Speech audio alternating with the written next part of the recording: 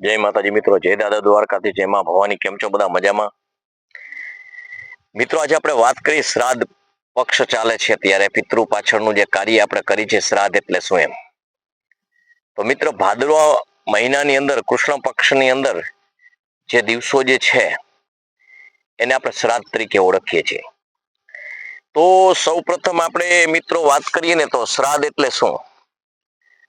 તો જે પિતૃના પાછળ જે કાર્ય કરવામાં આવે છે, જે પિતૃ પાછળ કોઈ તર્પણ કરવામાં આવે છે, પિતૃ પાછળ કોઈ શ્રદ્ધાપૂર્વક કામ કરવામાં આવે છે, આ દિવસો જે કરવામાં આવે છે ને એને આપણે શ્રાદ્ધ કહીએ છીએ. શ્રાદ્ધ એટલે શ્રદ્ધાથી પિતૃની પાછળ કોઈ પણ કાર્ય કરવામાં આવે ભાદ્રપદની અંદર કૃષ્ણ પક્ષમાં, એને આપણે શ્રાદ્ધ તરીકે ઓળખીએ છીએ. મિત્રો, ખરા અર્થનું શ્રાદ્ધ એટલે શું? તો મિત્રો, જે આપણા પૂર્વજોએ અને શ્રાદ્ધ શા માટે કરવું જોઈએ? તો કે આપણા અસ્તિત્વ માટે જે આપણા માધ્યમ હતા, આપણા માટે પોતાની ચામડી ઘસી અને હાડકાનું ખાતર કરી અને મારીને તમારી જે પરંપરા ટકાવી, આપણને સુસંસ્કારી બનાવ્યા, આપણને ભગવત કાર્ય તરફ આપણા ઋષિ મુનિઓએ વાળ્યા. આજે એનું આપણા ઉપર ઋણ જે છે એ ઋણ ચૂકવવાના દિવસો એટલે શ્રાદ્ધના દિવસો.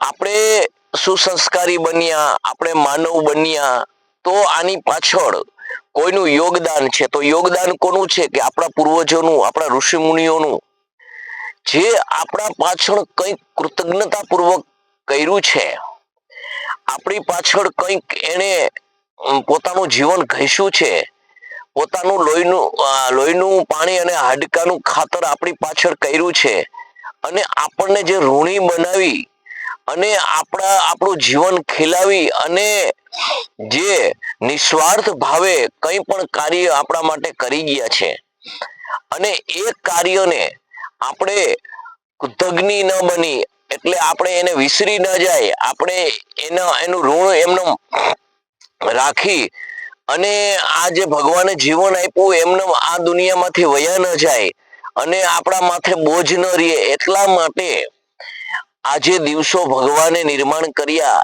એને આપણે શ્રાદ્ધના દિવસો કહે છે. તો આ દિવસોમાં આપણે જે બને પુણ્યદાન, ધર્મદાન, આ જે આપણે કરીએ છીએ ને એ આપણા પિતૃને અર્પણ થાય છે.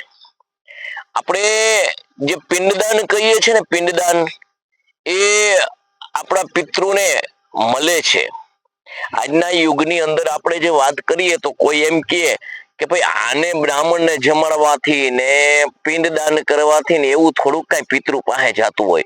તો તમને સિમ્પલ ઉદાહરણ દઉં કે તમારી બેંક બેલેન્સ તમે ખાખરડાની અંદર, બેંકની અંદર જમા કરાવ્યા પૈસા, કે આપણે કેનેડી SBI કરાવ્યા, કે ભાટિયા કરાવ્યા, કે આપણે કલ્યાણપુર કરાવ્યા, ગમે તે XYZ કરાવ્યા, અને આપણે અહીંથી કદાચ ને આપણે વિદેશમાં જઈએ તો જો આપણે પૈસા જોતા હોય તો આપણા ખાતામાં મળે છે ને?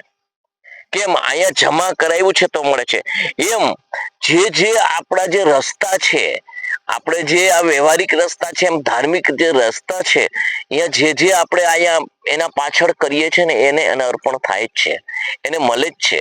એટલા માટે આપણે જે આપણા જે શાસ્ત્રયુક્ત જે માર્ગ છે એને આપણે અપનાવીને એના સિદ્ધાંતો છે, એના કર્મકાંડ પ્રમાણે છે, એ જે આપણે કરીએ છીએ ને એ આપણા પિતૃને મળે જ છે.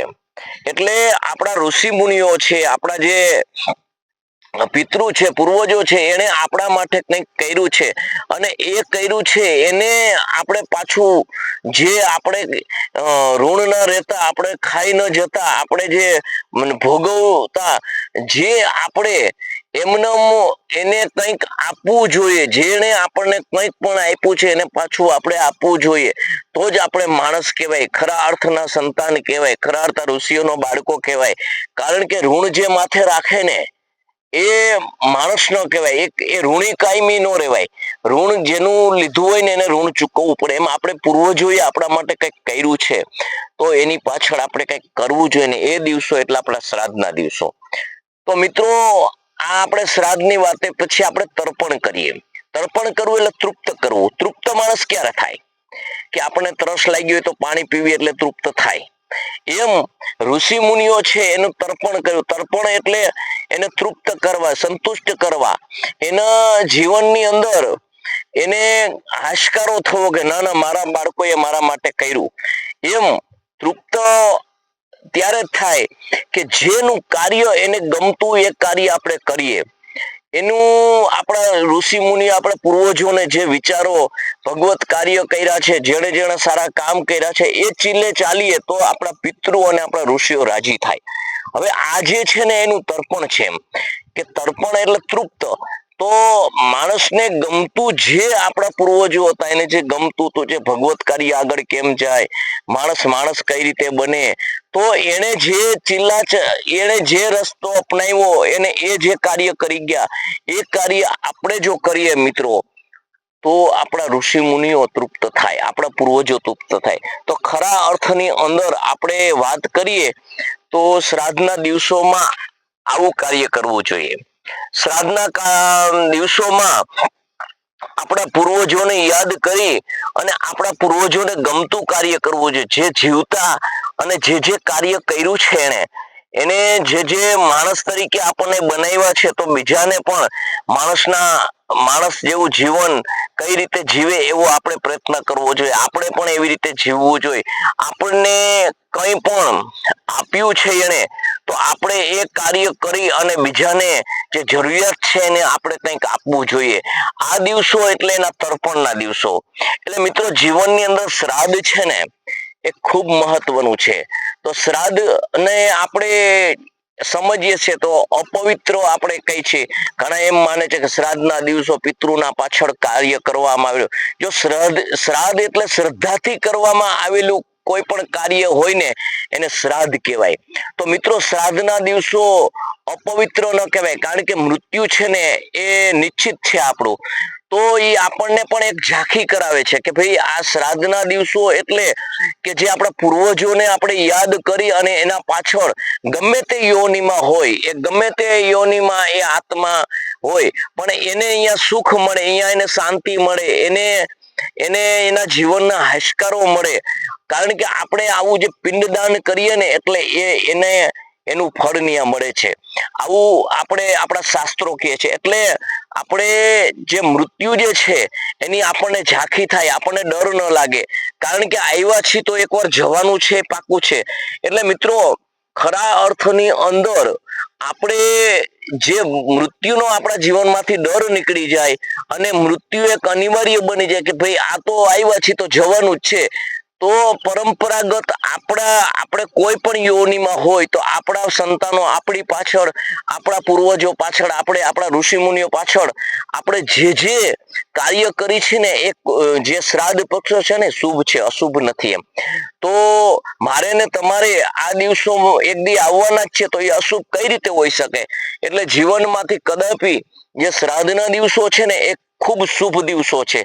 અને આ શ્રાદ્ધના દિવસોમાં પિતૃઓ પાછળ, આપણા ઋષિ મુનિઓ પાછળ જે આપણે કાર્ય કરી છે ને એનાથી સંતુષ્ટ થાય છે, આપણને આશીર્વાદ મળે છે, આપણું જીવન ધન્ય બને છે. એટલે મિત્રો જીવનની અંદર આ જે કાર્ય છે ને એ ખૂબ શ્રદ્ધાથી કરવું જોઈએ અને આમાં વિશ્વાસ રાખવો જોઈએ, આમાં પિંડદાન આપવું જોઈએ. આપણે આમાં કહી છે ને કે પિંડદાન આપવું જોઈએ, તૃપ્ત કરવું જોઈએ. આ જે કાર્ય આપણા ઋષિ મુનિઓએ આપણા માટે જે કર્યું છે અને એટલા માટે જ આપણે આજ સારી રીતે જીવી શકીએ છીએ, સારી રીતે માનવ બન્યા છીએ, સારી રીતે આપણી યોગ્યતા છે, પુણ્યદાન આપણે કરી શકીએ એવી આપણી કેપેસિટી છે. તો એના પાછળ કોઈનું આપણા પાછળ યોગદાન છે. જો કોઈનું આપણા માથે ઋણ હોય અને એ ઋણ સહિત આપણે મરી જાય તો કૃતજ્ઞ કહેવાય આપણે. એટલે આપણે કૃતજ્ઞતાપૂર્વક જે મારા ઉપર જેનો ઉપકાર છે એ ઉપકાર મારે આ શ્રાદ્ધોના દિવસોમાં મારા પૂર્વજોને, મારા ઋષિઓને મારે આ દિવસોમાં ખૂબ શ્રદ્ધાથી અને આપણે એ જે ચૂકવવાના છે એ દિવસો છે. આપણે જે રસ્તો આપણા ઋષિ મુનિઓએ જે આપણને રસ્તો બતાવ્યો છે એના લીધે આપણે માનવ બન્યા છીએ. તો બીજાને માનવ બનાવી અને એના ઋણમાંથી આપણે મુક્ત થવાનું છે. અને જે જરૂરિયાત છે, મારી જરૂરિયાત હતી એ મારા પૂર્વજોએ પોષી અને પૂરી કરી, એમ મારે બીજાની જરૂરિયાત હોય તો મારે પૂરી કરવાની છે. અને આથી મારા પૂર્વજો રાજી થશે તો જ આ ખરા અર્થનું આપણું શ્રાદ્ધ કર્યું ગણાશે. તો મિત્રો, જીવનની અંદર શ્રાદ્ધ પક્ષ છે એ ખૂબ શુભ છે, કરવા જેવું કાર્ય છે. એટલે બને ત્યાં સુધી ગમે તે સમાજમાં હોય, જેને જરૂરિયાત હોય, એ તમારા પિતૃના નામે મનોમન સંકલ્પ કરી અને એને સંતુષ્ટ કરશો તો ખરેખર એ કાર્ય કરેલું, જે સંતુષ્ટ કાર્ય કરેલું, એ તમારા પિતૃને ચોક્કસ પહોંચે છે. અને જે માનવ જીવનમાં જેને જરૂરિયાત હોય, જે સમાજમાં જરૂરિયાત હોય, એ તમારા પિતૃના નામે તમે એને આપશો તો એ તમારા પિતૃને મળશે. બ્રાહ્મણોને જમાડજો, બધાને. કોઈ પણ વસ્તુ ખોટું નથી. આપણા જે કર્મકાંડ છે એ પણ આપણું ખોટું નથી. તો કોઈ પ્રત્યે દ્વેષ ભાવ, વેર ભાવ કે કોઈ એવી વૃત્તિ ન રાખશો કે ભાઈ આ જે છે કે કોઈ આપતું હોય તો એને ન અટકાવશો કે આને ક્યાં જરૂર છે. જે કરે તેને કાર્ય કરવા દેજો અને એમાં રાજી રહેજો, તો ખરા અર્થનું આપણે શ્રાદ્ધ કર્યું ગણાય. તો મિત્રો, આ વિડીયો તમને કેવો લાગ્યો તો મને તમારા મંતવ્ય જણાવજો. લાઈક કરજો, શેર કરજો, સબસ્ક્રાઇબ કરજો અને કોમેન્ટ કરજો. જય માતાજી, જય દાદા દ્વારકાધીશ, જય માં ભવાની.